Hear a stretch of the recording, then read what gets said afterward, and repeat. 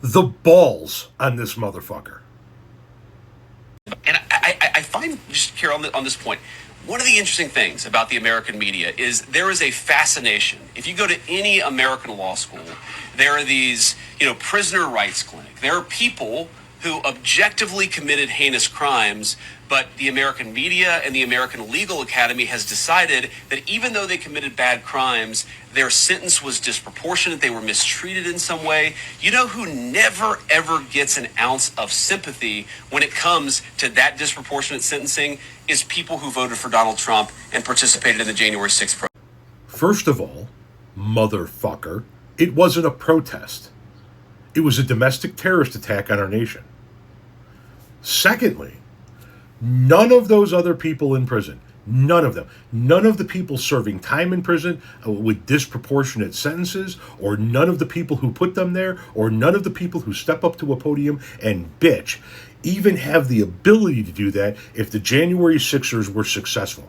If the J6ers were successful in overturning the American democracy and installing a dictator over the will of the people, it all goes out the fucking window anyway.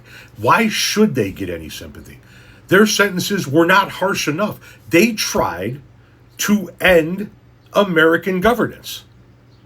They tried to stop the transition of power, the certification of a fair and free election, and install a man who lost over the will of the people, and in doing so, hang the line of succession live on TV. Those motherfuckers should have been put behind bars for life. And we know that they should have been put behind bars for life, considering how many of them have reoffended. I just did a video today about over 33 people pardoned so far by Donald Trump have reoffended, some after he pardoned them. People that have child sexual assault charges, rape charges. One guy resisted arrest with a cop and was shot dead. Weapons charges. These are some of the worst fucking people that our society can possibly produce.